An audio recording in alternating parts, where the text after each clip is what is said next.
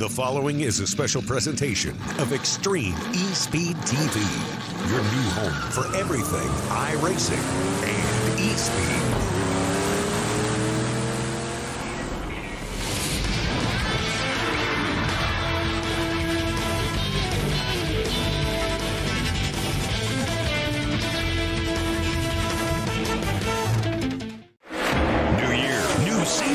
Extreme eSpeed TV brings you live coverage of the Light Electric Company NextGen Series. See the NextGen Series' biggest stars battle in iRacing's most competitive series. Elbows up, hammer down action. The Light Electric Company NextGen Series, live on Extreme eSpeed TV, your home for everything eSpeed. Good evening, ladies and gentlemen, and welcome to Bristol Motor Speedway. Tonight we are here for the Light Electric Company NextGen Series, and it is the Willy's Race 200 presented by Three Little Monkeys. Tonight's race in memory of William Mefford here at the short tracks of Bristol Motor Speedway. We've currently got qualifying going on as usual. Guys are competing for that Linda Haney Memorial Pole Award as they get things underway, and we start to get some laps, and you'll see the times over there. We've got 14 laps complete, 15 laps now. Troy Radford shooting to the top of the church, Travis Smith up there as well, along with Steve Baker. So familiar faces up front as usual, and we'll see how this plays out as you see some completing their laps here. The 77 of Lance Yancey, his first lap, 14th fastest with a 15.35. As usual, I am Travis Piercefield, joined by John Hine, who will be joining us here shortly. And as 17 cars have made laps, we will take a look. Chris Spencer, great time by him. Third fastest, a 15.15. As it is Troy Radford setting the pace thus far.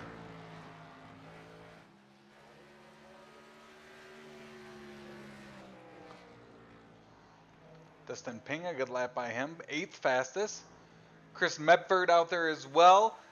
A lot of these names you'll hear from us shortly, as they are in the top 10 of our Light Electric Company NextGen Series point standings as we come into Bristol here tonight. Little shake-up last week, as Troy Radford had some issues, gave the points lead back to Brian Littleton. Also, some guys were able to pick up some points and really bunch them up together. As we see Chris Mefford complete his lap, he will stay the same, 7th fastest, a 15.20. 18 cars have made laps of 23 cars we have here tonight at Bristol.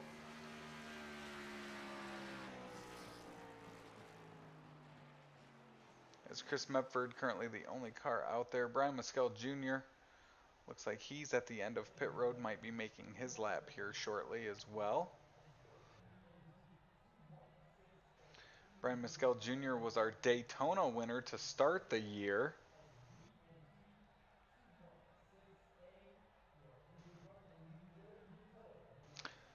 As 18 cars have completed times.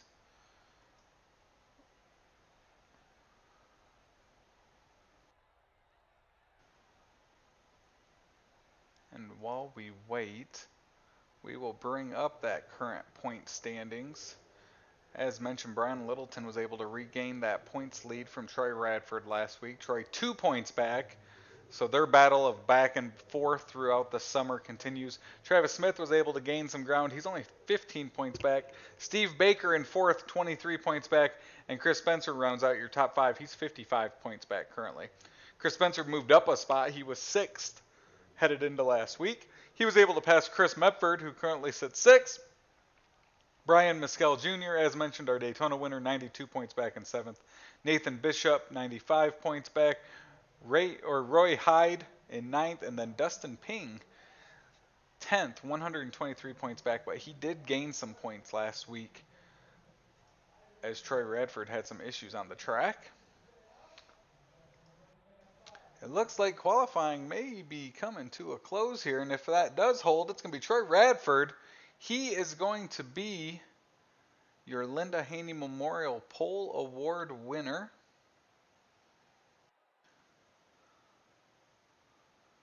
That would be his third Linda Haney Memorial Pole Award this year. Tied for the second most behind Steve Baker with 4, and tied with Chris Mefford, who has 3 as well. And Travis, that Troy Mefford there, that 15.0, that's a pretty quick timer on this little track here. Really is. You can see how close they are behind him, but his does stick out as slightly faster there. So a really good time by that 94. That's John Hine, as usual, covering the race tonight with us. John, so you get into this bowl of Bristol Motor Speedway. We've got 200 laps tonight. What can that kind of do to you as you make many laps around this half-mile track? I tell you, I don't want to use the word dizzying, but you've got to make sure you know where you're at on the track. Whether it's for coming into the pit area or crossing the start finish line. It's easy to lose track of where you're at. Nice thing is both ends of the track race the same here. You can basically turn in the same points, break the same points, roll the cars the same. Not much of a difference between the two ends, but where things can throw you is if you get a good run coming up out of a corner, all of a sudden you can overdrive going into the very next corner there, and that's what I'd be on the lookout for doing. Some guys might surprise themselves and be carrying a little more speed going into a corner here than what they anticipate, and that can get you in trouble. In hot laps earlier tonight, you saw guys from the inside to the outside, guys diamonding the corners. What can come into play, John, as you try to make the best lap around here, but also make moves on the drivers in front of you? How does that kind of determine how you attack this track throughout the night? Need to go fast. That's going to be if you're single file and have got room around you. But if you're racing guys, you can't. If you're going to change lanes in the middle of a corner, which basically diamonding is, you've got to make sure that you're clear all the way around, or you're going to get yourself turned around here. And the easiest way to make a pass here is to kind of get a run coming up out of the corner, which means if you can get to the gas a little bit earlier in the corner and make that car stick, where you've got a little momentum, where you can maybe show your nose to their inside going down the straightaway. That's going to help you make passes pretty easy here. But here's the catch with that. If you get too far into the gas, get it in there too early and it doesn't stick, that back end most likely is going to come around and you're going to find yourself in that inside wall on the front or back stretch. Which we saw some of that in hot laps, as usual, some guys trying to find out where that line is. As we look at Bristol Motor Speedway, half-mile track, temperature tonight 78 degrees. So a nice night here in Bristol, Tennessee. And then I look at the upcoming schedule, John. There's only 5 races left in this season. It's getting to that point where summer's coming to a close, and the end of the season, you can at least see it up ahead in the near future. Yeah, and these drivers can see it a lot more clear than we can. So if they're in a battle for a particular, everybody's got their own set of goals. So, some people have their sights on a top 5. Some people have their sights on a championship. Some have their sights on a top 10. Depending on where their goals lie, they're paying attention because this is down to it here. And if you're looking to move up in the standings, you got to make sure you're not making any mistakes and getting around guys. If you're where you're at, you got to make sure, same thing, limited mistakes and make sure you keep your competition behind you. I think the racing will actually change here in the last few weeks. Some guys are going to get a little more conservative. Some guys are going to get a little more aggressive. And that mixture can lead to some really good racing. So qualifying session is about 30 seconds from coming to an end. It looks like Troy Radford is going to pick up his third Linda Haney Memorial Pole Award of the season. As mentioned, a 15.07, a great time lap for him. Travis Smith second, Chris Spencer third. Lance Yancey, good lap for him, starting fourth.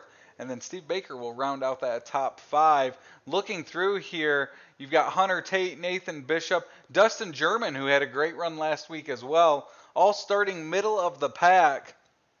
We will see how that patience plays out and how this race plays out. We've seen Martinsville give us some troubles, John, and then last week at North Wilkesboro, really these guys were able to master it, get around there, count down the laps pretty quickly as we look to get gridded here be interesting to see how it plays out, John. Absolutely, and we've seen it over and over again this season too about these guys and how they use their heads on the track. They seem to rise to it when the track difficulty uh, gets a little bit higher. We've seen it several times where we thought, okay, you and I talked offline thinking, oh boy, we're probably going to see a lot of cautions tonight, and then they end up with like one or two for the night. So this group of guys is. They know how to get this done here, and I would suspect that you wouldn't surprise me, should I say, if we go through this thing with only one, maybe two cautions at top. 200 laps around Bristol Motor Speedway. And John, the cars are gridded out there on pit road, and I believe you've got our starting lineup. On the pole is going to be the number 94 of Troy Radford. Next to him will be the number 9 of Travis Smith. The second row is going to be the 11 of Chris Spencer and the 77 of Lance Yancey. Starting in row 3 is going to be the 55 of Steve Baker. Next to him is going to be that 00 of Roy Hyde. Starting in the 4th row is going to be Chris Mefford and Dustin Ping. Starting in the 5th row, Brandon Mefford and Jeff Stiles, who will round out our top 10.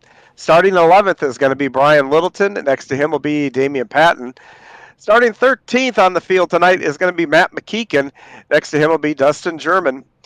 And starting 15th is going to be the number 48 of Jamie Hedrick. Next to him will be the 27 of Nathan Bishop. Hunter Tate's going to start in 17th tonight. Next to him will be Bobby Hedrick, starting in number 18, the 18th position here. And in 19th will be Justin Walters. In the 54 car, next to him will be the 33 of Brian Miskell Jr. Starting 21st will be Ray Radford. To his outside is going to be the 22 of Matt Kopp. And then starting now, shotgun on the field is going to be the number 4 machine. That is Mike Massengill. So a lot of our usual suspects here tonight. Troy Radford, Travis Smith on that front row as they all get headed out on to the track. And it is the Willy's Race 200 presented by Three Little Monkeys, of course, in memory of William Mefford. As always, thank you to Matt Kopp for sponsoring tonight's race. Should be another exciting night here for the Light Electric Company NextGen Series.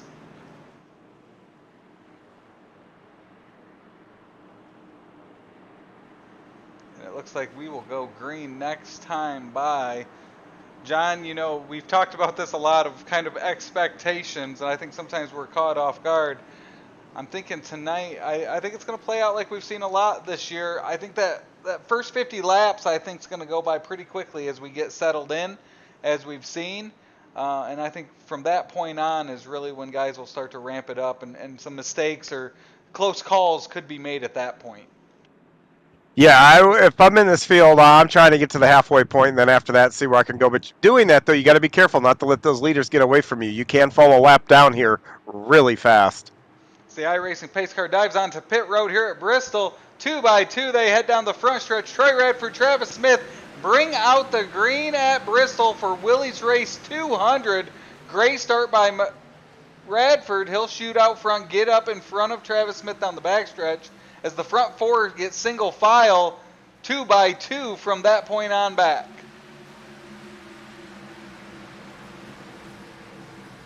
Yeah, these guys immediately kind of do what we've seen them do all season. They kind of get going here, and they start to feel their cars out, feel what it's going to be like in race conditions, and then they go to work. And I'm sure we'll see some comers and goers as they get settled in here. Get settled in, they do. Chris Spencer making that outside line work. He'll move around Travis Smith. Travis Smith tries to move up, but Lance Yancey closes up that hole. And now Chris Spencer's on the back of Radford as they complete lap number 3. Spencer's looking to get to that lead as fast as he can. Travis Smith is headed to pit road. So our outside front row, Travis Smith heads to the pits here early. As the front 3 start to break away. Look back in the pack, Dustin Ping's moved up 2 spots. Roy Hyde was the one that got to the struggle there early. He's fallen back to 10th and now 11th. It's really bizarre. I think this is the first time I've seen a race here on the concrete, not dirt, in a long time. Man, the banking's a lot higher. It looks a lot higher here on the concrete than it does in dirt. While you bring that up, let's ride along. We'll jump in with Lance Yancey, as this is our Blackhawk Motorsports Shake and Bake in-car cam. And same for me, John. Between the spring race for the Cup Series in real life, and then the Cool Ray Pro Late Model Dirt Series here earlier this year, this is the first time I've seen Bristol with concrete on the surface as well. Yeah, and we're riding a lot. Lance Yancey, I was looking at him. He's going up on the top of the track from his in-car, and yeah, that banking just looks incredibly different on the concrete here. But these guys are tackling it. And by the way, Travis Smith has re-entered the race, come back out on the track. So I don't know if he had a hardware issue or made some contact early. I would have missed it, but he is back in the fight here. And that's important because he's also a guy that's up there in points. So as he re-enters, he is 2 laps down in 22nd. Looking back in the pack, Jeff Stiles all over the back of Chris Mefford. Jeff's up 4 spots here early in this race, and our first caution comes out. That's our Willis Landscaping caution, first one of the night. It looks like it's Bobby Hetrick in that 30 machine. 47 gets into the rear of him, it looks like, and ooh, Travis Smith did get some damage with that one as well. Yeah, Hetrick definitely had a little bit of help coming around there. Oh, yeah, and the 9 just came in, and that's drilled him into the back there pretty good. And, you know, I almost that almost had the look of it where I was telling you about getting off the corner better than what you had been, and all of a sudden you're carrying more speed down in the next corner, and that's almost what looks like what happened there possibly. But doesn't look like the 30 has too much damage. It looks like he's going to be able to continue on pretty well here. So 12 laps complete when our first caution came out as they passed by. Pit road still closed.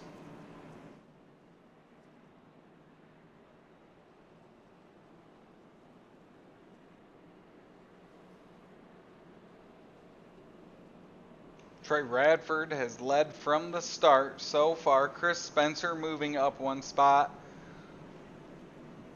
Big movers, Jeff Stiles up 4 spots to 6th here early. Hunter Tate also up 4 spots to 13th as we get going here at Bristol. 200 laps, so plenty of time remaining. And the front 3 had really broken away. They broke away by about 1.5 seconds on Steve Baker in 4th. Which is impressive here on this small track. You know, that, you know, a 1/4 second here is, you know, if we go to 1.5 miles is like almost 1/2 second. So putting that time on, it doesn't seem like a lot, but here it can be a pretty big gap with a short amount of, with a time like that between the 2 cars. Well, and you've got to think, if we have any long green flag runs like we tend to do in this series, lap traffic will come into play, and being able to get around that lap traffic could be key to victory. Yeah, and also on those bigger tracks, let's just say you have a great lap, you can make up, you know, 2-3 tenths, even maybe have 1/2 second on somebody in front of you. And here, you know, when you're running 15-second laps, you know, you're going to be lucky to maybe pick up 1/10 on them, maybe 1.5 to somebody that you're actually racing that's running the same speeds as you are. So the passing is going to be a little bit more difficult, and catching people is going to be a little more difficult here on this shorter track. So pace car lights are still on as they make their way around 3 and 4.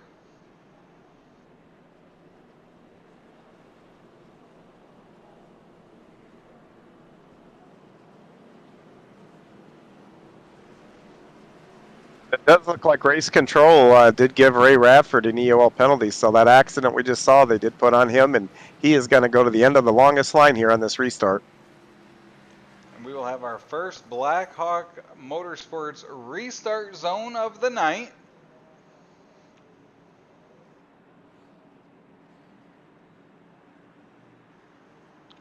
2x2 throughout the field. It's going to be Troy Radford, Chris Spencer on that front row, bringing us back to green. iRacing pace car dives on in. Green flag is out, and Troy Radford shoots out like a cannon, able to regain that lead going into turn number 1 as they're side by side for third with Yancey and Baker battling down the backstretch.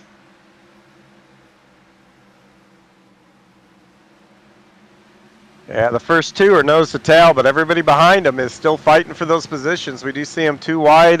Now they get single file towards the top of the track here. Only got a couple cars there on the bottom, but now one less as the 8 moves up and gets up into that top line too. Looks like the 77 of Lance Yancey is that lone car down on the inside. Up front, Troy Radford's able to pull Chris Spencer right behind him. 20 laps now on the clock, as they've separated again from that third place car of Baker.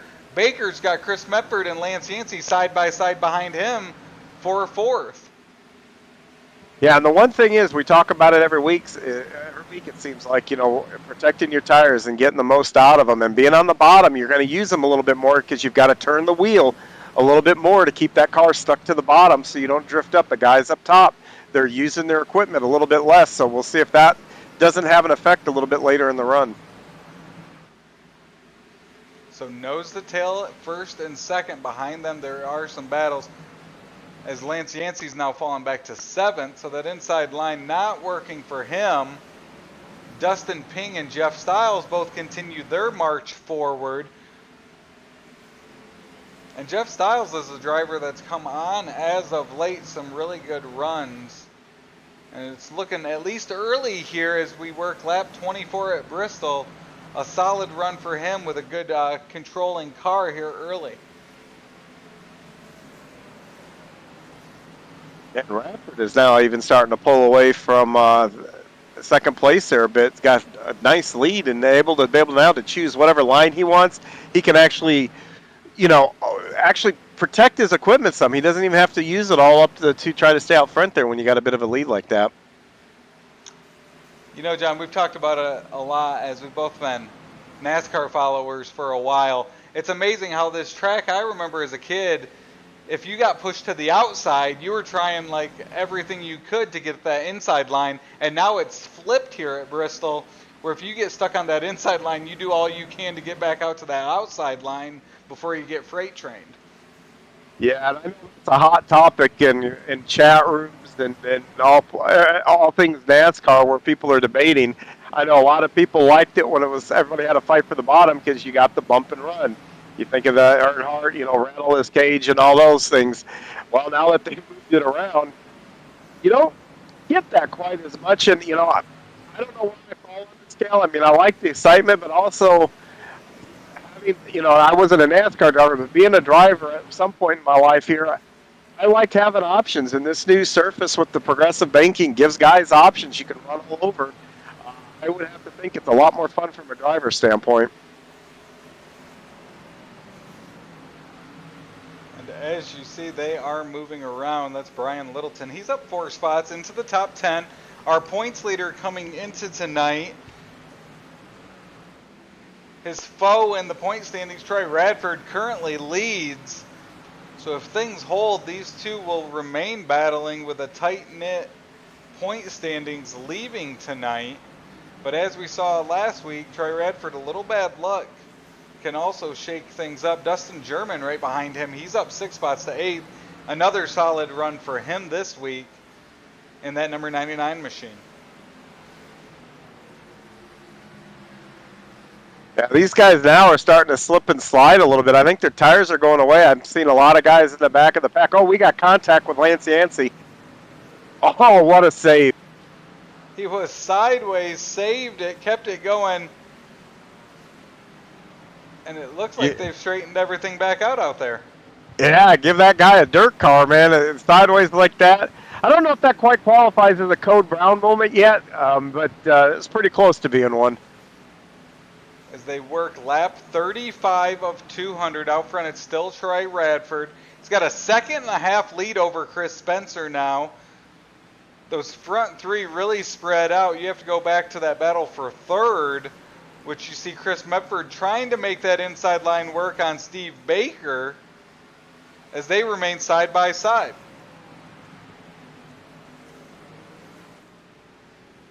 Yeah, and here's what I was saying, about having options. Guys can move around here, and if you're a little bit quicker than the guy out in front of you, you got options. I know as a driver that's more fun, but as a fan, I'm not gonna lie. You know what? I kind of like seeing the rivalries. I like seeing them knock the hell out of each other, and you don't quite get that as much with these cars, and you can't really do it as much in the virtual world as you can in the real world either, though. Currently riding along with Dustin Ping. Dustin's in 6th. He's trying to look to the inside of Jeff Styles there. You can see how he kind of sets him up as he is early off going in and then tries to get that momentum off the corner as he moves to the inside of the 85. Yeah, meanwhile, right behind those two guys who's the guy who's led the points for a lot of the season there, that number 80 of Brian Littleton. I think he's quicker than both of those guys. He's just waiting for them to settle which one of these guys are going to get around each other.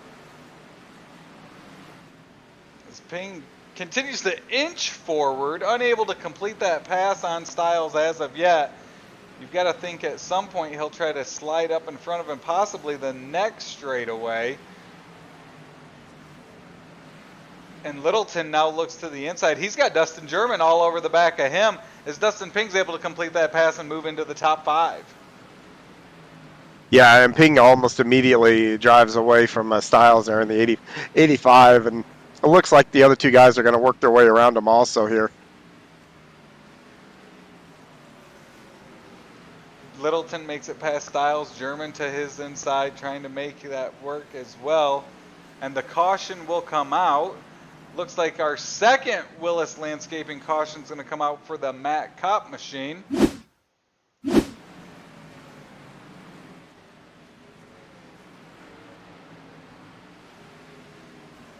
Oh, it looks like the 51 got into the wall. Nowhere for the 22 to go. Yeah, and Kopp took a pretty good shot in the inside wall, but didn't look like it damaged the car a whole lot, to be honest with you. It looked like he hit it kind of flush, so hopefully that's not going to hurt him too much. Might have just some cosmetic damage there on that car.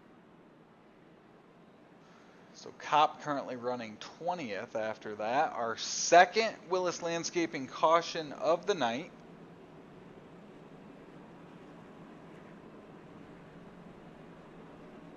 And just like that, John, we're 44 laps into this 200-lap event here at Bristol Motor Speedway. Yeah, it does not take long. We saw the queue times in the 15-second bracket. That's four laps in a minute's time. If you can get around that, just over a minute. So these are going to click off fast here. That's why some of these guys that are towards the back, they've got to go. You don't want the leaders to get too far, but you do want to make sure you're taking care of your stuff too. So, and the other thing is too, if someone gets into trouble here, we got lucky that was just a one-car incident. Travis Smith is going to get a lap back here, it looks like, as he goes around the pace car. But yeah, if something happens here in the pack, you're in it. I mean, you don't have a whole lot of time to react. And we just kind of saw that guy gets into the wall and the guy following him doesn't have enough time to lift and not hit him.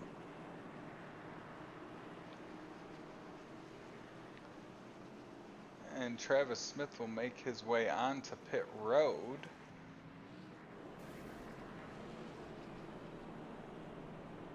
Up front, it's still Troy Radford. He was able to stretch his lead out again there in front of Chris Spencer. That clean air really taking advantage of it. Chris Mefford's up 3 spots to 4th. Dustin Ping is into the top 5 as well. Brian Littleton, Dustin German, 2 big movers into the top 10. And then you've got Brian Mescal Jr. started 20th. He is up to 10th in that 33 machine. Obviously a pretty good handling car to move up through the field here early in this one. Yeah, we see him do that a lot. Just kind of bide his time a little bit and then ends up through the field. He seems to be like one of those guys that are always somewhere up towards the front at the end of these things, even though we may not call his name much early on.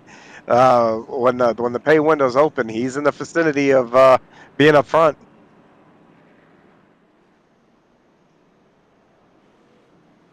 the pace car lights are off. We'll go back to green this time by. They'll get lined back up. It's going to be Radford and Spencer as it has been. They'll head back through that Blackhawk Motorsports restart zone and bring us back to green. As we'll have 48 laps complete when we go back green.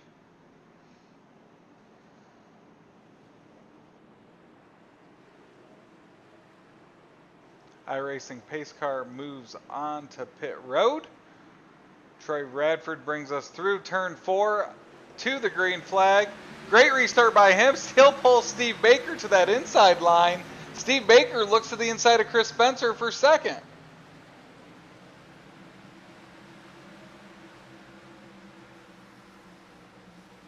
Yeah, third and fourth now is a really contested position here between the 55 and Mefford there on the outside here. So Baker and Mefford are trying to, and Baker does get up to the top here, so that's not going to allow him to get freight trained. But now look at Mefford to the inside of Chris Spencer. Had great momentum going into turn number 3. Looked like he'll cross him over as Spencer moves down the track. So Chris Mefford will move into third here early in this run as the two leaders have moved down to the inside through the corner, opening that door to the outside for the 46 of Mefford.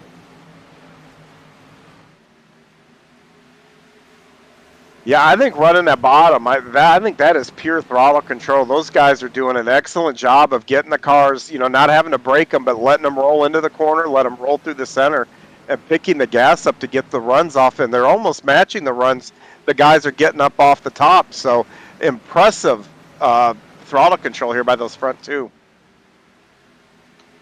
It almost looks like Chris Spencer is holding up Chris Mefford right now. Mefford all over his bumper, especially when they go through the corner down here at this end. See if that 46 can make a move for second, as that gives the leader Radford opportunity to start pulling away.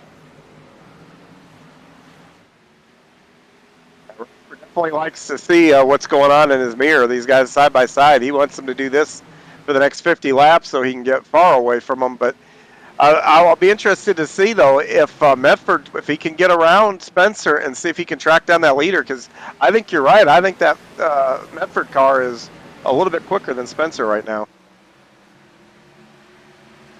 You can see the gap Radford has put on the rest of the field. Mefford continues to try to move. Spencer moving all over, looking to find something as well. They've settled in behind them. Yeah, Yancey's really making that bottom run. He's passed several cars, and he continues to do so, hooking that bottom. Which is interesting, because the last green flag run, the inside line was not working for him, and he was going in reverse. The opposite now happening this run. He's moving by the inside of Baker and makes that pass look pretty easy. He'll cross over, try to get two in one corner. I'm kind of wondering what's got into that 77. It's like he has found another gear during that last caution. Look at that. That's impressive.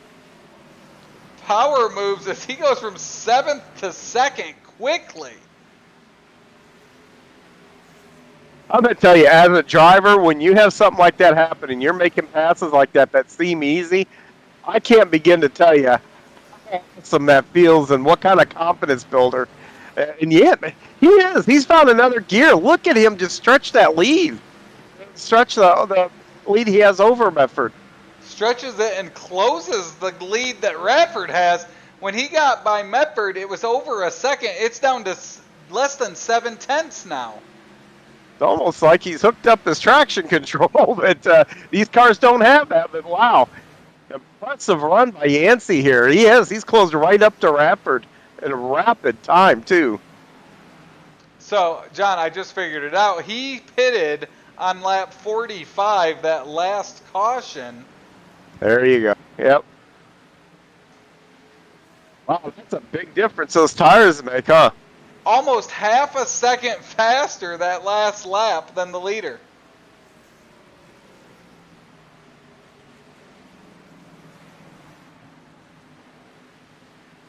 That's just mind-boggling. I mean, yeah, he's just driving by like everybody else has got parachutes out the back of their cars.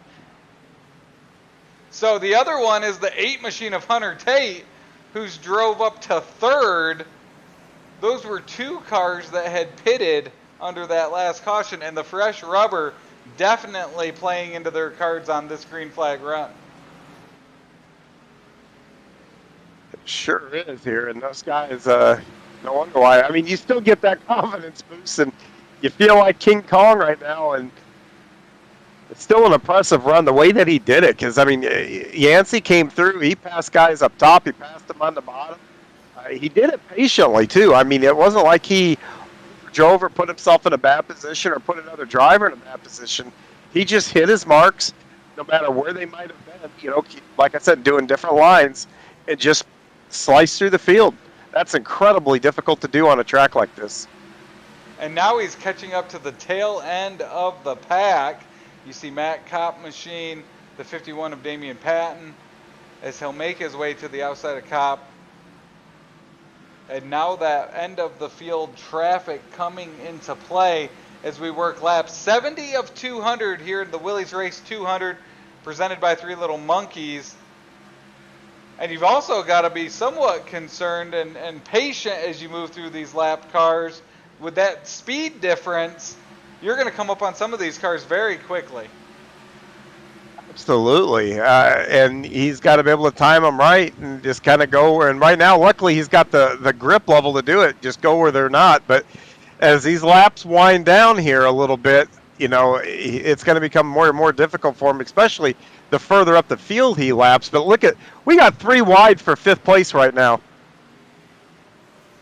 That's between the 83 of Mefford, Brandon Mefford, Steve Baker in that 55, and then the 46 of Chris Mefford. They got that settled pretty quick, yeah, but the last time they went through 1 and 2, they were 3 wide. So the laps continue to click. Up front, it's Lance Yancey leading. Hunter Tate in second, 2 cars that pitted on lap 45. Fresh rubber paying off for them.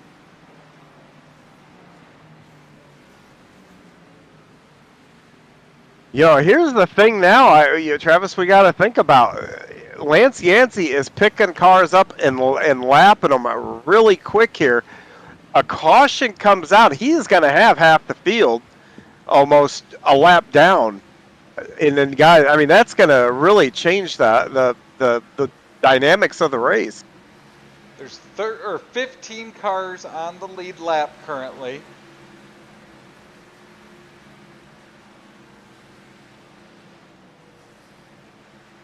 And also thinking how this plays out, if with them stretched out currently, we could go into green flag pit stops, or even if a caution comes out at the right time, it should play into Lance Yancey's hands where he'll at least stay up with the leaders and not really throw off strategy at this point. Yeah, and think about those guys, though, that just didn't pit but stayed out. You know, Radford being one of them. You know, instead of coming in from the lead and maybe only losing a lap, maybe 2 to the guys that stay out on the track, he may lose up to 3 now that he's fallen so far behind. And then if a caution comes out, he's in real trouble. Looking back, a great battle here for 8th. It's Matt McMeekin, Dustin German side by side. Behind them, Brian Littleton trying to catch up to them as well. Matt McMeekin, of course, our Nashville Super Speedway winner earlier this summer. Yeah, and Littleton has fallen back here a little bit, too. He was knocking on the top 5, but has, I'm going to guess his tires have fallen off, and he's started to go back through the field a little bit here.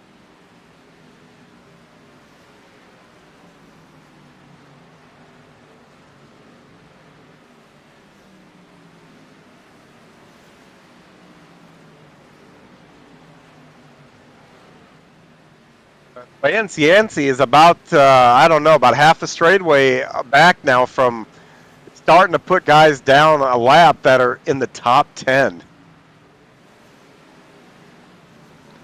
So Roy Hyde is next. He's running 12th currently in that 00. And our points leader's right there in front of Roy Hyde. That's Brian Littleton. You know, he just put down Dustin Ping, Brian Mescal Jr. each a lap down. They were some of the fastest cars we saw earlier in this race. Yeah, and Travis just got waved around, to get one of his 2 lap back, but now it looks like he's going to lose it again. And now there's going to be a lot of other cars trapped the lap down, so him getting the wave around, that's going to be a little more difficult here moving forward. So that's going to be trouble for him now. But here's where Yancey's got to be patient here. And the caution comes out. Wow. Oh, it's Baker.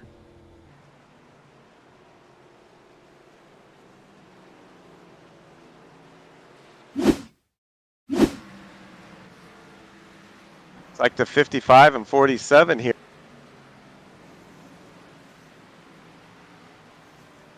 Baker got into that left rear of the 47, spun them both around. Our third Willis Landscaping caution of the night here on lap number 85. Yeah, that's one I'm going to go back and watch and kind of wish maybe he had that one over or was just a little bit more patient there. The 47 was going a lap down here, and this is where you said that the guys that are faster, the closing rate, especially here on a bull ring like this, you come up on guys just so quick, and then Baker got into the back of them, and around they both went.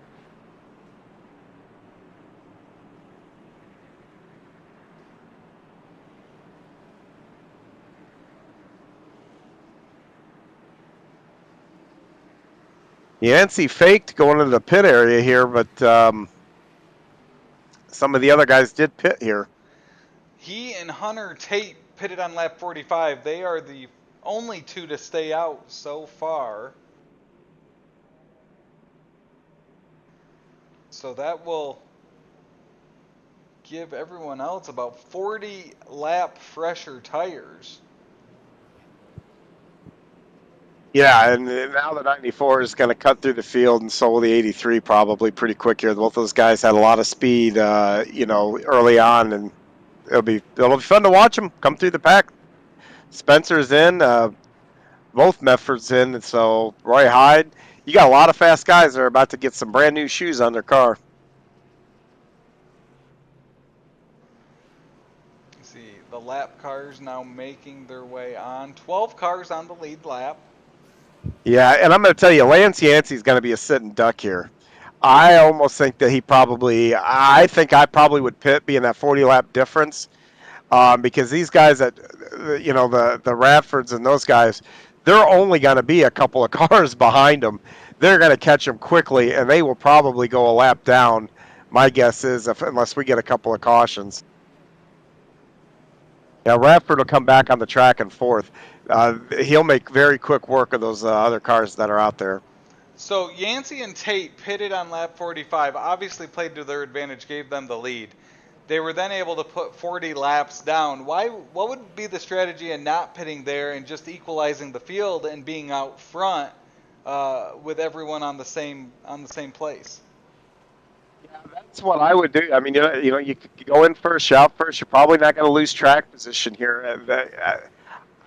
Unless he's going to try to do it on one more stop, that could be the strategy. Go down to a fuel race and to say, okay, well, we're going to get to, lap 120 no matter what, so we can run the final stint, where guys are going to have to pit again, and hopefully it comes back around that way.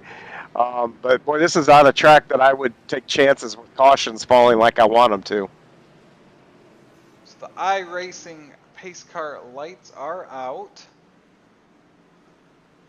It's going to be... Steve Baker was given a heat EOL there for that contact, so they did find him at fault for that. And with that, they will make their way. It's going to be Yancey and Tate, 45 lap old tires out, as they won't go this time by. Old tires on that front row, fresh rubber behind them, side by side. And you've got those 2 guys better be very patient here. They're going to wreck the front 2 guys. They're going to be right on them, and they're going to have to actually work, probably not to run them over.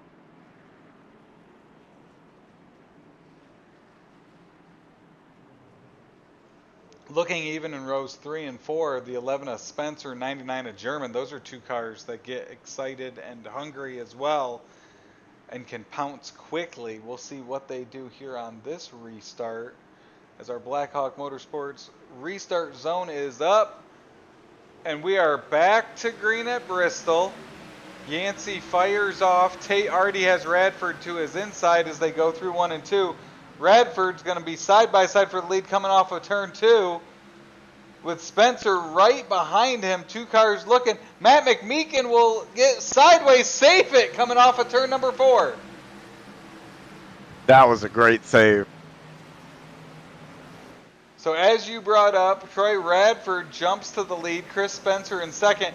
Yancey falls back to third. Hunter Tate already back to fifth. Yeah, these guys, like I said, will all make quick work of them. You know, Littleton's right there, and yeah, I just. But you know what though? If they only have to pit one more time, we'll see. You know, if they get a long green flag run here, they're able to pit and do what we saw them do when they came out with 40 laps fresher tires and basically make mincemeat of the field. It may work out for them, but we'll have to see. Another caution's out. This one looks like great save earlier. Can't save it here. It's the 41. Matt McMeekin. He's on the inside of Damian Patton there. Ooh, it looks like Patton came down into him on the front stretch. Ooh, and Steve Baker was collected at the tail end of that one. Yeah, it looks like Patton got the back end a little happy there, which means he got into the throttle a little bit much, and that got the back end light.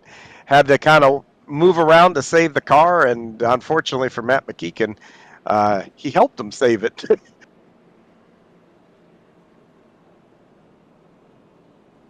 So Troy Radford has regained the lead. He led the first 63 laps of this event. As by the time we go back to green, we will be past the halfway mark.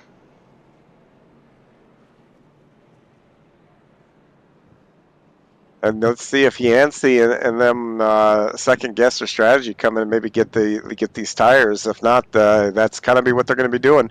Probably trying to do it on one more stop. Which these cautions help them with that strategy, by the way. They're not, putting a whole lot of wear into the car. They're clicking laps off, helping the fuel mileage, the whole 9 yards here. So if we get a couple more cautions here early on and they're not involved in it, this is going to help their strategy immensely. Well, they did a good job, especially Yancey. Falls back to third, but then kind of settled into that third spot and was holding off the rest of the field.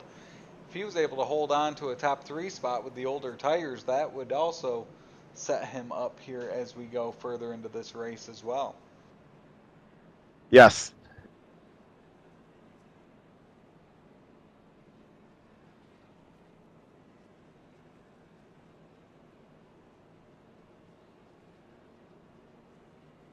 As they go through 1 and 2, iRacing and their whole scanning ability, it's really cool to see the victory lane that's over there in the being between 3 and 4 on the infield there. It's too bad we can't drive our cars up there and park in victory lane. At least I don't think we can. I've never tried it, I suppose. Sounds like a challenge next time you're here at Bristol. I think so. I know there's a couple of tracks in the service, like Martinsville. You can actually drive through the pit area and whatnot, so I do know a couple of them you can do that. If Wilkesboro completes its comeback, might have the old lift get you up to victory lane there. Yeah, now see, that'd be really cool. I think the only other track that I know that has that, well, Daytona has it, I guess, and so does Indy.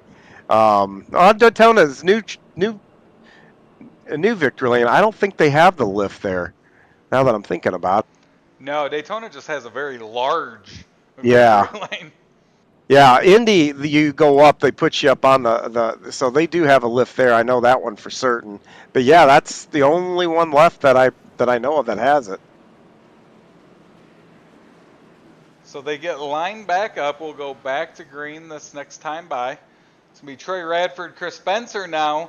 Return to our front 2 from earlier in this race. As now Lance Yancey will line up on the inside of row number 2 there.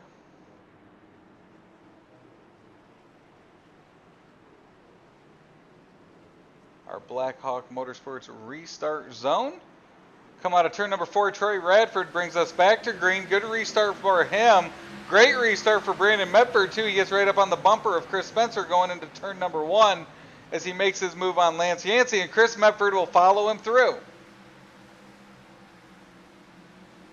And Yancey moves up to try to stop the bleeding here, but is unable to do so and loses yet another spot. He will finally do so up in front of Littleton. As out front, Troy Radford leads Chris Spencer, Brandon Mefford, and Chris Mefford. Yeah, well, Yancey now is falling back there. He's not even able to hold these other guys off as Littleton and Ping works his way around them. But he's got a strategy here. He's going to stick to it. We'll see if it works out for him.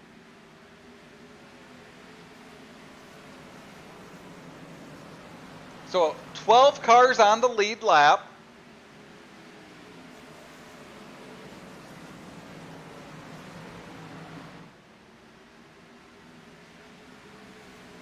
Troy Radford up front. Chris Spencer has the Meffords all over behind him as the 46 of Chris Mefford will take the position.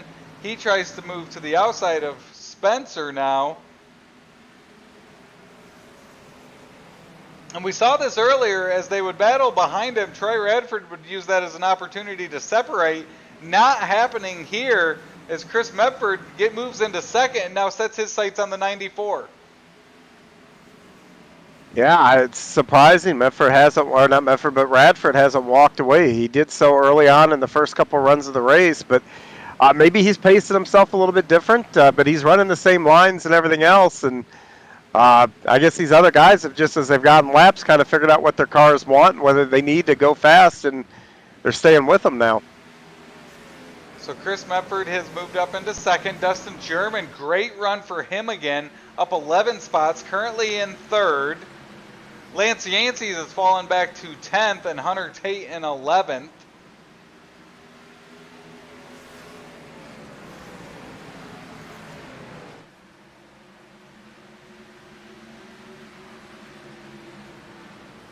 As they come up, leaders coming up to the back of that 55 Steve Baker machine. Steve was caught up in a wreck, currently running 19th.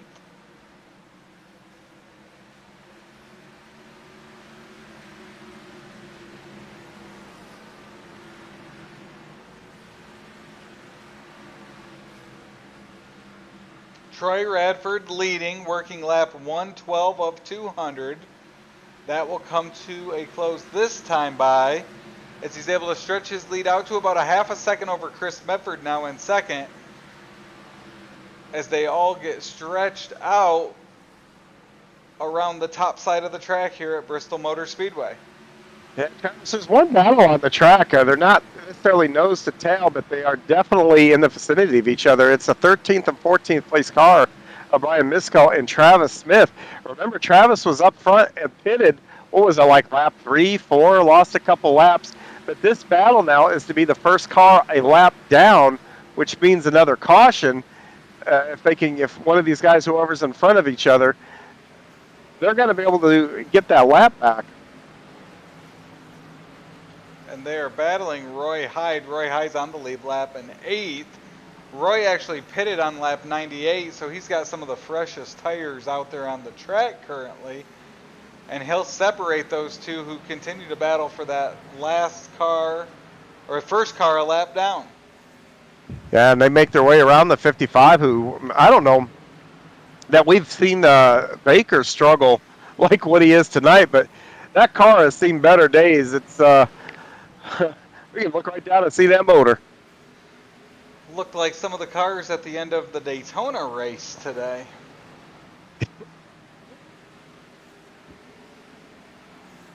Something else. So 118 laps complete. It's Troy Radford out front. He now got a second lead over Chris Mefford, who's got Dustin German, Chris Spencer, and Brandon Mefford all over his rear, as they are nose to tail from second on back. Speaking of that Daytona race, can you imagine going 190 mile an hour, all of a sudden driving into a rain, losing all grip and flying up towards the wall. I mean, and not just you, but like 20 of your best friends. You want to talk about a cold ground moment? Well, I saw a video tonight of a guy in the stands that was recording it. So he's in the rain, watching them go down the backstretch, and he's screaming that the rain's happening. And then they come through it, and he called it. You know, he was about a lap ahead of what everyone else was realizing was about to happen. I think you'll see NASCAR maybe put sensors around the track to detect rain, so they can get on that a little bit quicker. Well, the worst part is you would think that that was on the front stretch, right where control is and the officials are. I was actually driving when it happened, so I was listening to MRN, and they were talking. They did around the horn while the red flag first came out, and it was basically right at the start-finish line. The guy in turn 1 had no rain. The guy on the backstretch had no rain. It was quite a while before it started hitting the other parts of the track. Yeah, I mean that's just kind of what happens at some of those big tracks there. I mean, it showed in cars from the guys that went through there the lap before, and there was no rain, nothing. So I mean, it started that quickly, and you know, I know some people are gonna talk about it and think NASCAR should have been more on top of it, but I honestly don't know how they could have been. I mean, we've all been in flash rain, you know, where 1 second it's raining, literally the next second it's pouring. I've driven down the highway and I've seen it up ahead, and all of a sudden driven into it, and you know, it's just incredible. But I've never done it at 190 mile an hour. That's if you get a chance, watch the replay. It's quite a sight to see. But an update though on that lucky dog here at Bristol for these guys. Travis Smith did get around Brian Miskell, so if we get a caution, even though he had trouble on early laps there, he's going to be back on the lead lap, and I think he's got a fast car. I think that's going to put him in contention if he can get that wave around early enough to do something with it. As we work lap 129, he continues, and he's caution. And there he goes. Travis Smith will get that lap back.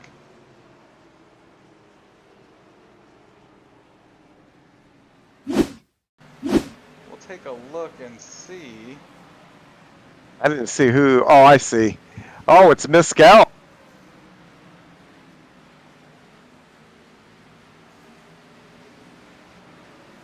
Oh, he just got hit the wall coming out of the corner. It looks like his tires were giving him some trouble or some handling there, and bounced off to the car to his inside and just got him around there. As another Willis Landscape caution comes out. Here, 130 laps complete.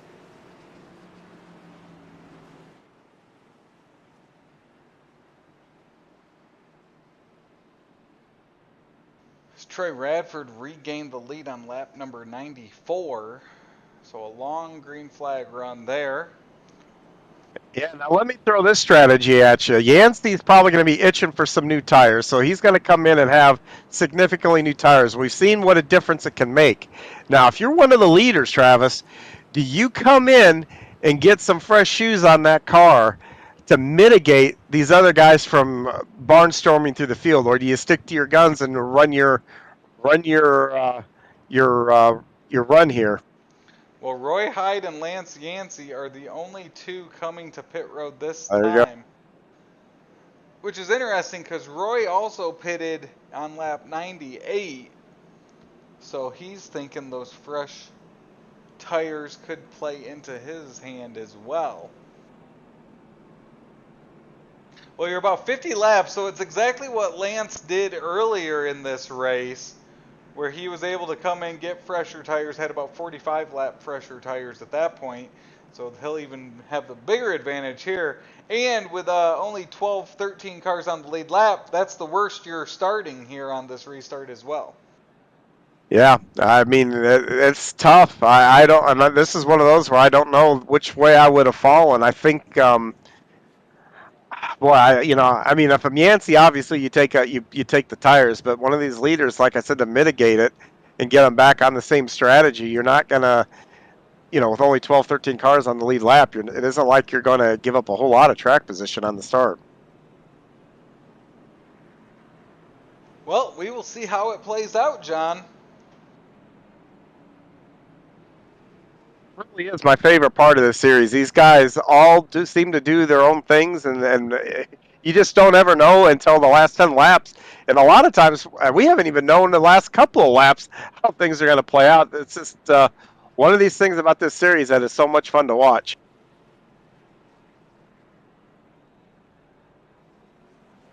Going to be no different tonight. It looks like Hunter Tate has made his way to pit road as well.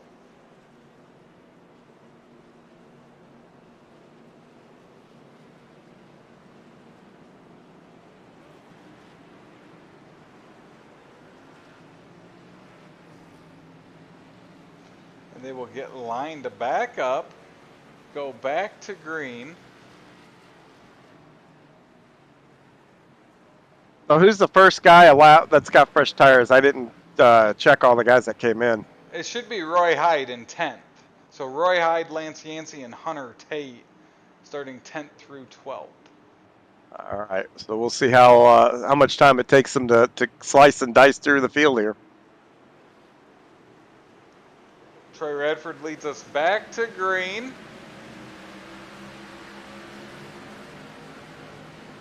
As they get going there, Dustin German looking on the inside. Great run for Chris Spencer coming out of turn 2. Nowhere for him to go as he'll look to the inside of Mefford through 3 and 4. As Mefford makes the move for the lead, he will lead lap 136 and take over the lead from Troy Radford. That's the first time we've seen somebody pass Radford tonight that isn't on fresh tires. And it's a power move around the outside, too. Looks like Spencer's got to follow him. And Radford's blinking now.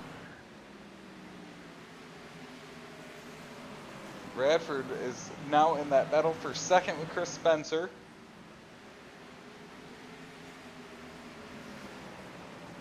Lance Yancey already around Roy Hyde.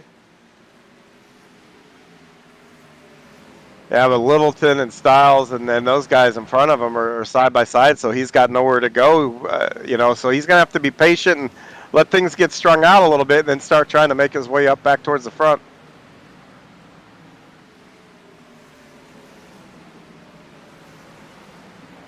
Also on the move, that 9 of Travis Smith now on, and it looks like I'm showing Travis Smith still 1 lap down.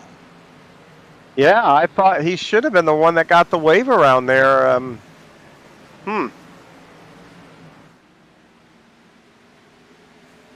Great battle for second continues with Chris Spencer and Troy Radford on the inside there. There's already some tail end of the field cars coming up here. That's Matt McMeekin in the 41. He's currently running 20th after a caution earlier in the night.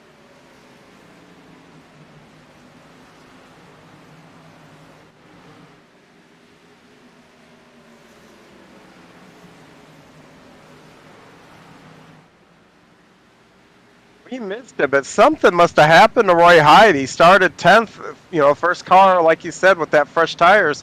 He's fallen back to 12th here. And even fallen back behind the field there for the lead lap cars. As Lance Yancey's now making his way, trying to get into the top 5. His lap's about 0.2 quicker with those fresher tires. As that lead group is now right in front of him. That's Chris Mefford, Troy Radford, Chris Spencer, and Brandon Mefford. The top 4, they're separating themselves.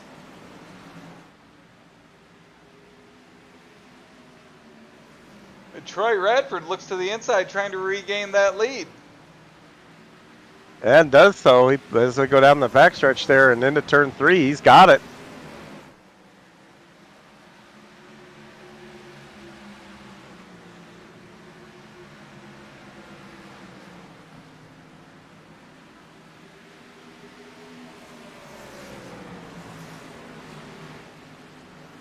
Yancey works his way up to 3rd here. So he has come back up and shown the pace that he did earlier in the race when he took that fresh rubber. which could spell trouble for these guys if he's able to get back out in the front and just drive off like he did before.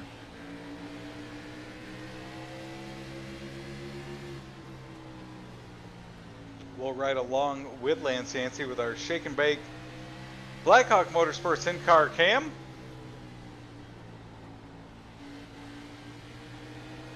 Really diamond the corner there. A lot of momentum coming off. Moves to the inside of Mefford as they go into 1 and 2. Yeah, he's going to complete this pass pretty easy here, and he's going to set his sights on that 94 of Radford. Hunter Tate, someone else that pitted there on lap 133. He's made his way up to 6th now. He should enter the picture with this group of the top 5 here before long, as you see that 8 closing that gap. Yeah, Radford, you know, up front, he looks like he's getting into the corners every bit as good as what Yancey is. But where Yancey really is getting a big advantage is coming off the corners, the runs that and he just got one. He's to the inside of Radford now for the lead. The runs he is getting out of the corners is just unbelievable compared to Radford.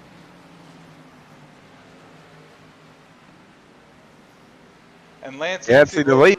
Regain it on lap 154.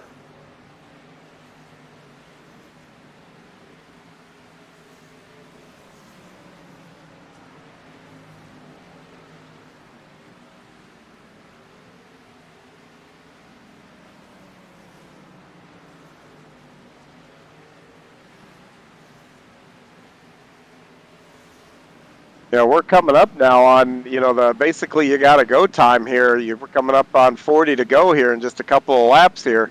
And at that point, you can't leave anything out there. That's where you've just got to go and go hard and see if you can get gain any ground on anybody in front of you. But right now, Yancey, he's just got nobody that's even in his zip code right now. You can see the gap between he and Radford now, and that's Matt Kopp up ahead. Matt's in 21st, currently 5 laps down. Lance Yancey leads. He's got 2 career Light Electric Company NextGen Series victories.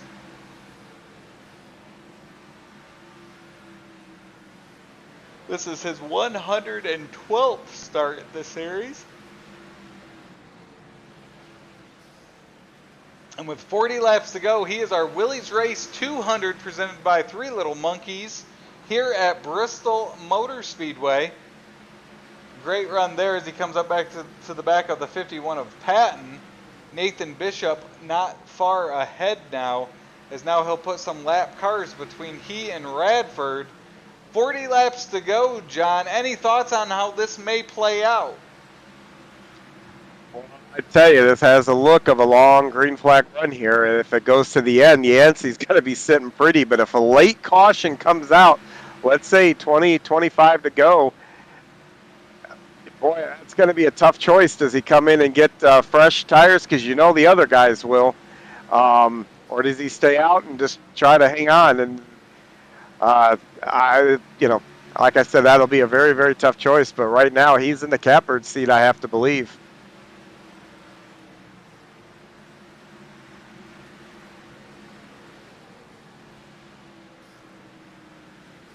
I thought it was a mistake earlier when he didn't pit. You know, it goes to show you why I'm up here and they're up there. What do I know? That was definitely, looks like that was the right call to do. Also, someone that pitted on lap 133 is that 8 of Hunter Tate. He's made his way past Brandon Mefford, now trying to get past Chris Mefford. That would be for 3rd.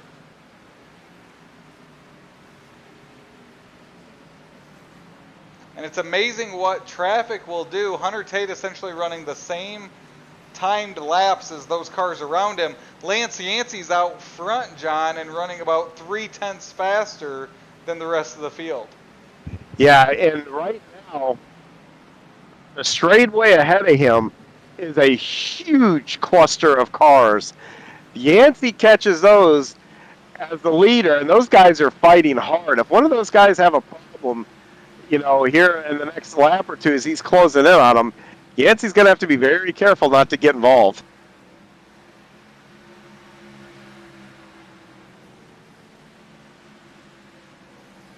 You can see that group up at the top of our screen as the Yancey goes through 1 and 2, closing up that gap each and every lap, and they are too wide for quite a few rows.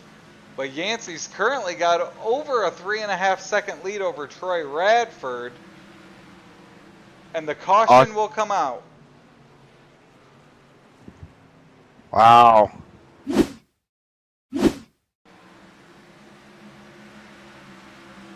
It was Mike Bathengill, most likely.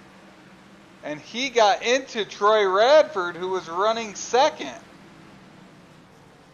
Oh, yeah, he hits the wall and sends Radford. Radford's got some big damage on the nose of that car. That can have points implications here, too.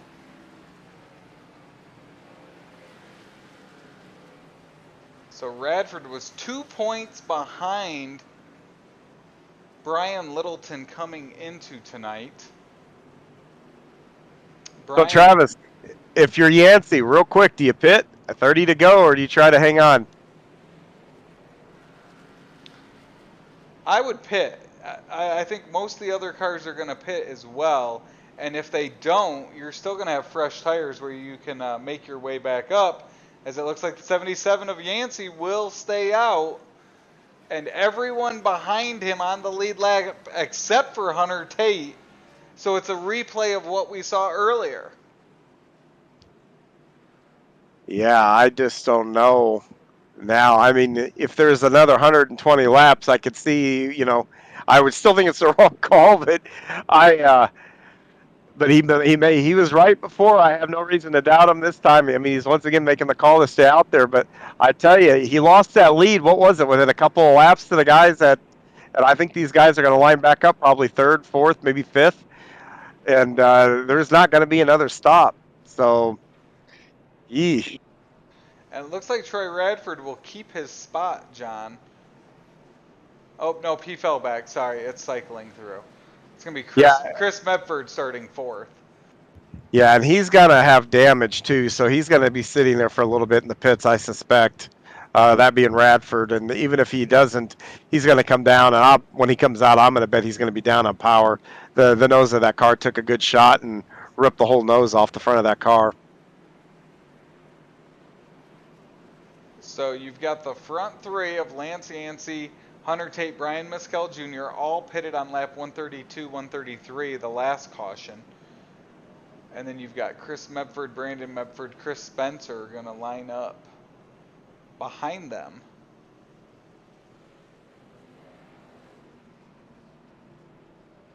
Man.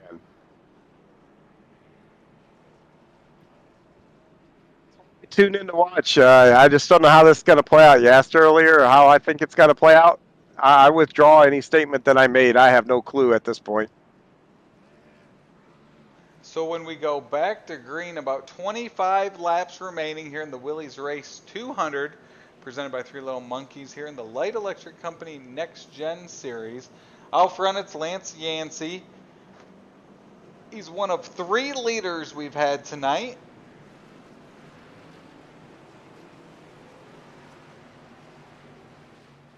Yeah, first car on fresh tires is right behind him.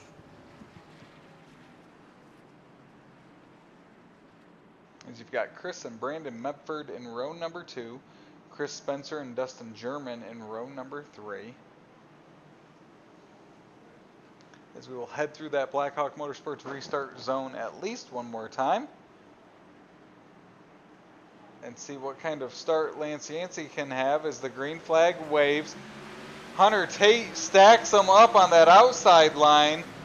Chris Mefford will look to the inside. He's going to try to get past Yancey by the time they come out of turn 2, and Chris Spencer will follow suit. Yeah, it didn't take him long to utilize those new tires and just power on right on by. Oh, and Roy Hyde goes around at the start-finish line. That'll bring out the Willis Landscape caution.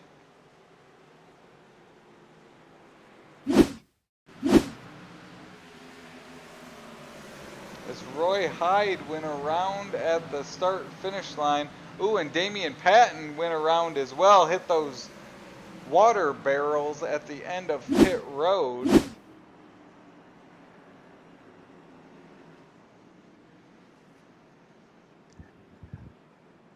You know, if I'm Yancey with only X amount of cars on that lead lap, question is, okay, if you stay out, are you only going to fall back to fifth or sixth?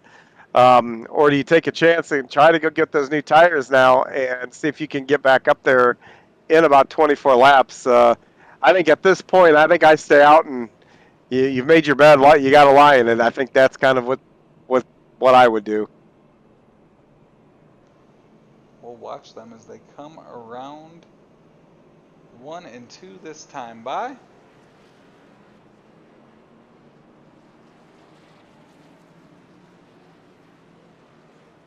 And at this point, everyone stays out. It looks like Travis Smith will get a lap back. See if this puts him back on the lead lap this time. And I will say this too. I don't know if there's enough time for him to make any hay, because he's going to end up having to line up at he's not going to get behind the lead lap guys. He's going to go to the end of the longest line when we go back green here. So he's probably going to need another caution, if not two, to become a player maybe here. But only 20 laps to go, and like we said, 15, 16-second laps. That is not a lot of time to get a whole lot done.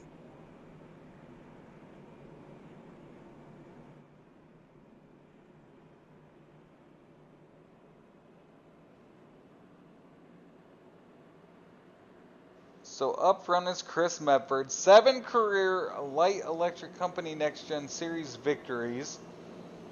After tonight, he has crossed over the 1,000 laps led.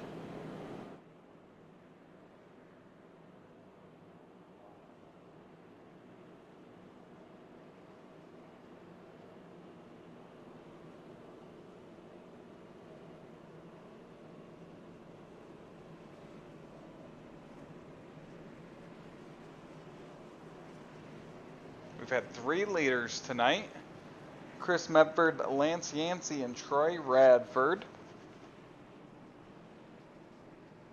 6 lead changes. 6 Willis Landscape cautions. Oh, I'm sorry, 7 Willis Landscape cautions now.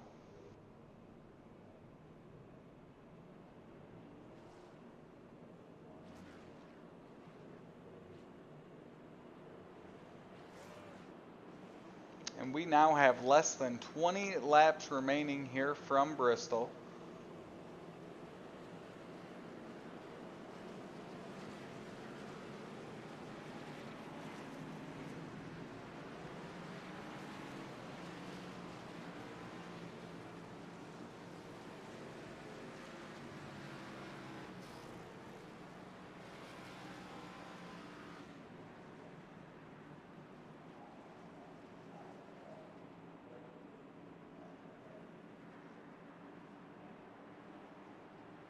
And we will go back to green this time by through the Blackhawk Motorsports restart zone.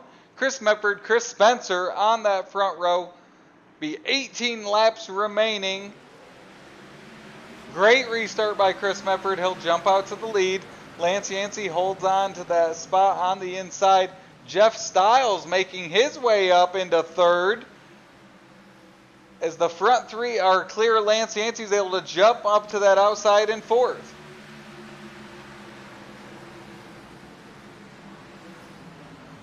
And the guy that's looking strong on the bottom is that 80 of Brian Littleton here. So he's trying to make up some ground. And with the problems Radford had, every car he passes here is just going to be a little bit more space in the points here for him.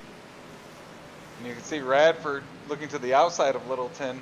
Banged up back end, no front nose to that 94 machine at this point. Up front, 15 laps to go. Chris Mefford leads Chris Spencer by about 2/10 as they head through the corner. They've separated from the third place car of Jeff Stiles as the laps continue to tick down here at Bristol. Yeah, Lance Yancey continues to fall back, being challenged right now by Dustin Ping here. So he continues to fall back on those older set of tires. Ping looks to the inside. Littleton gonna look to follow Ping through the inside of Yancey there. 13 laps to go. As the front two have broken away, Spencer hangs on to that rear of Mefford.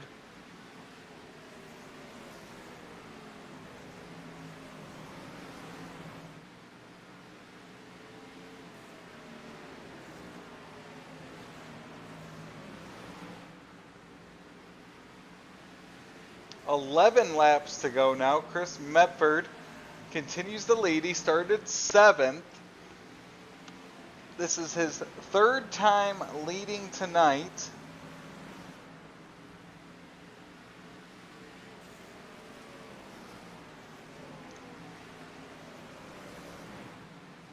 And as we cross the threshold, it'll be single digits, 9 laps to go this time by.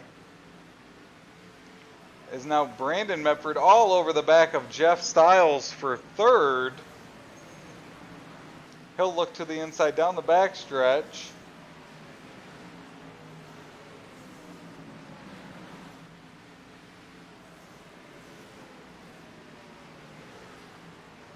Jeff's able to put some space behind them.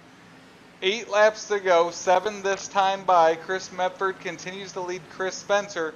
Lead still at 0.2 of a second. As the laps now tick away, Chris Spencer looking to do whatever he can to get back to that rear of Chris Mefford.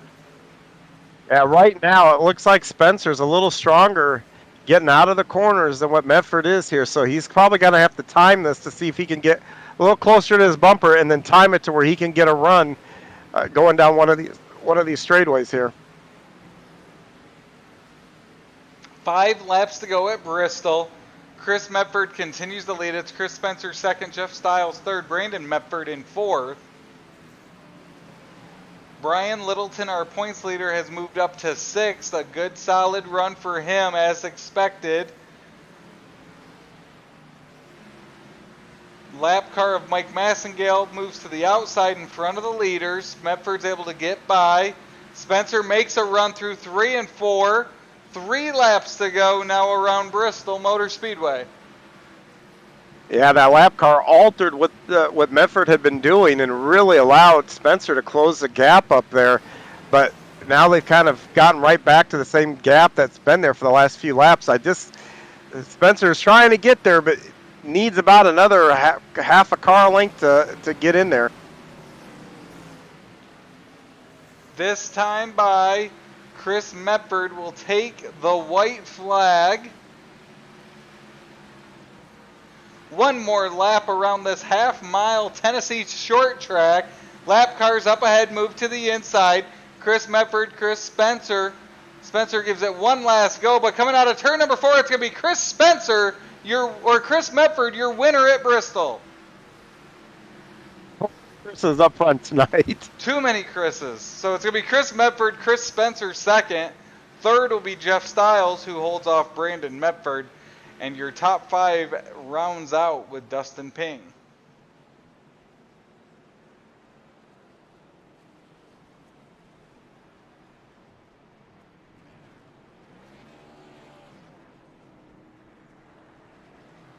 So it's going to be Chris Mefford pulling into Century Victory Lane at Bristol Motor Speedway. He will do an Alan Kowicki Polish victory lap.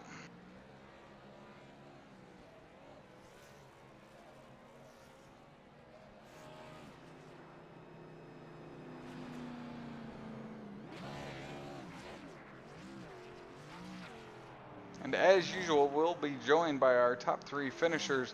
It's going to be Jeff Stiles, Chris Spencer, and tonight's winner of the Willy's Race 200, presented by Three Little Monkeys in memory of William Mefford, Chris Mefford. Yeah, it's probably going to make it a little more special for him to bring home this trophy here tonight. But, one other storyline we had there on their last restart, the 2 guys that stayed out, Yancey and Tate, those guys finished 12th and 14th. So that definitely did not work out for them staying out.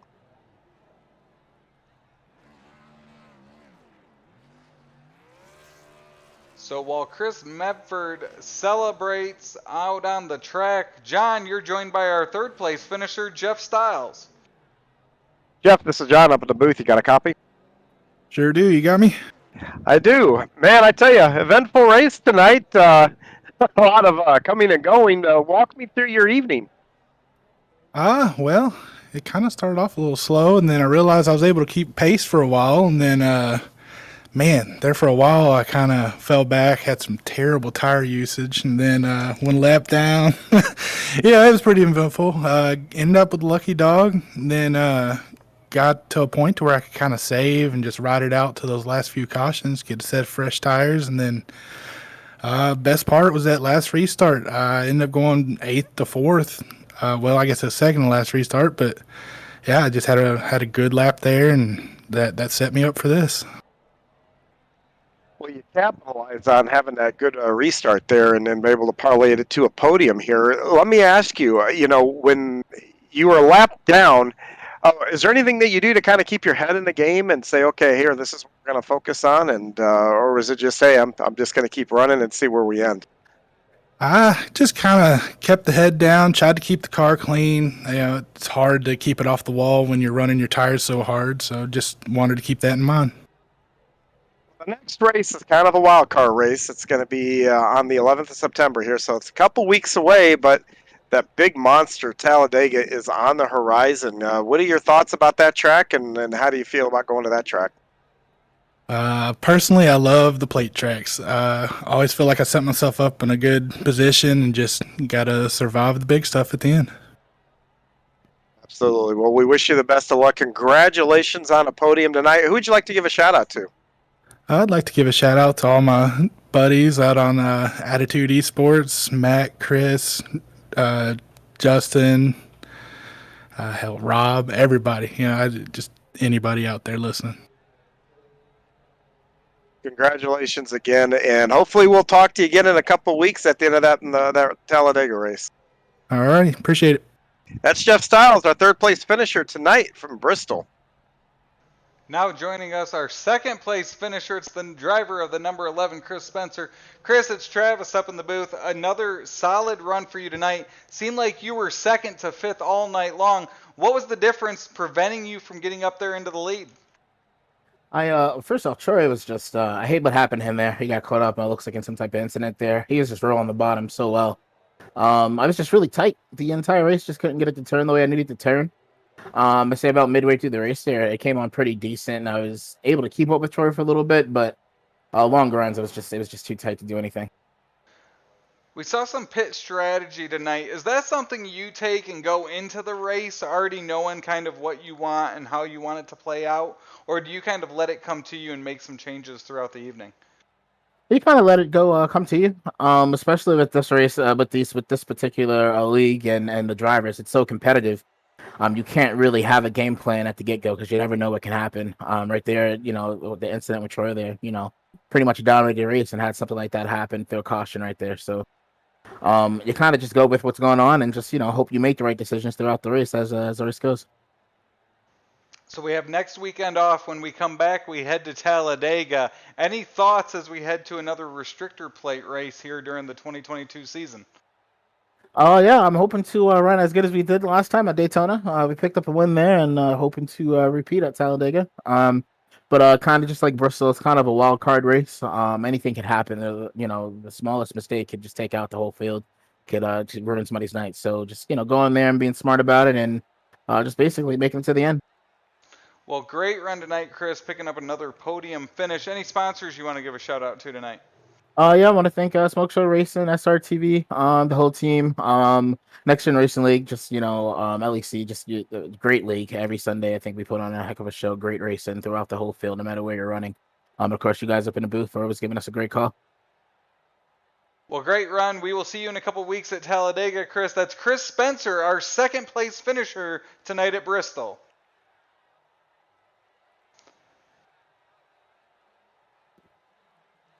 Now we go to Victory Lane here with the number 46, Chris Mefford. Chris, you got a copy?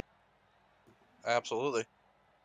Well, bud, I tell you what, what a race, and you come home out front. Tell me about your night first of all, and how did you get here? I had a decent qualifying effort. I'm usually this is probably one of my more favorite tracks, just because there is so many different lanes you can run.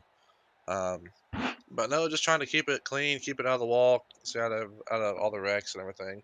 That's key. I mean, I know it's not much of a horsepower track, but getting off these corners and going down a straightaway, it actually means more than some people realize. So you'll drive the car in so much deeper with that lower horsepower and just burn the front tires off. So kept it clean. Ended up victory lane. At any point during the night, did you kind of feel like, all right, this isn't my night, and have it turn around, or did you know right from the get go you had a good piece there, and you were going to be a player for the throughout the night? I think I had a top 5 car there for sure. Early on, I didn't make too many long runs there.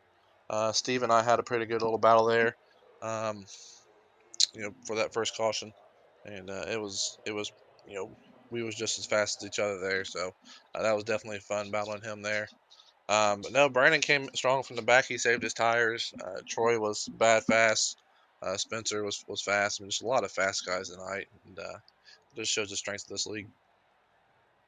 Saw a couple different strategies as far as pit stops go. Did you ever second guess what you guys were doing? Because I know that we had one where Yancey just just dominated the field one run there, where he got came back in and got pits and had about 40 lap different tires on, and what a difference it made. Did any of that affect you, or did you just say, hey, this is what we're doing and we're going to stick to our guns? I mean, this is more of a game of risk there.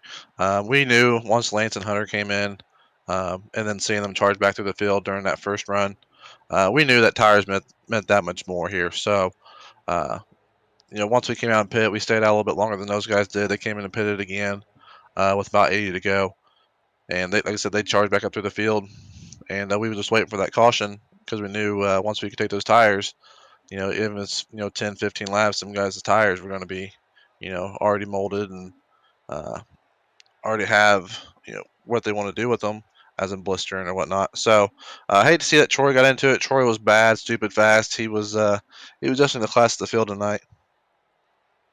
Yeah, that's one of the things about running at Bristol. Things happen really, really quick, and if you got it's almost like our next race, Talladega. There's a lot of things that you can't control that can have an effect on your night. And speaking of Talladega, what are your thoughts as we roll into that here in 2 weeks?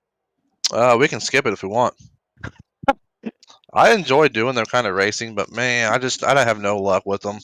It seems like the strategy always plays out with about 15 to go, and then always get caught up in the wreck. So, um, I mean, as you've seen, and even in real life, Xfinity with Clemens, and then Cup with Dylan, anything can happen. So, um, you know, even I said my grandma could win on super speedway as long as you stay clean and hold it to the floor. So, it's basically anybody's game. I tell you, I won't be a bit surprised if you don't park in victory lane. I've watched you. You use your head just as much as your foot, and that's what it takes there at Talladega. So, well, hopefully we'll talk to you again in 2 weeks. Congratulations on your win. Who would you like to give a shout out to? Yeah, thank you guys for the broadcast. Thanks for Steve and all the admins for putting up to all of us, everybody racing. I know we had some good races racing tonight. I know we had some not so good racing, but I mean, like you said before, at Bristol, it tends to happen. I mean, it's just like Talladega. It's just a short, fast track with multiple grooves and people fast. So that's what happens when you got a lot of fast guys. You have a lot of wrecks. So shout out I know he's not the happiest person right now, but Troy did. He was, like I said, he was bad fast. He was bad fast. Listen, with Lance, if that if that caution didn't come out, he was set for the victory lane there. Him and Hunter, them two boys had fresh tires. Shout out to the sponsors: Race for Riley, Zoe's Place, Lucky Finn Project, National Kidney Foundation, Ellie's Place. Shout out to Matt Kopp for sponsoring it. The race was for my dad, so it's pretty cool to be able to win this thing for him. It's Without him, I would be the man I am today. Very cool. Glad you got the win here tonight. And like I said, hopefully we'll talk to you again here in a couple weeks from Talladega Victory Lane. That's Chris Mefford, and tonight's big winner here at Bristol, driving over the number 46. So Chris Mefford will pull it into Century Victory Lane here for Willy's Race 200, presented by Three Little Monkeys.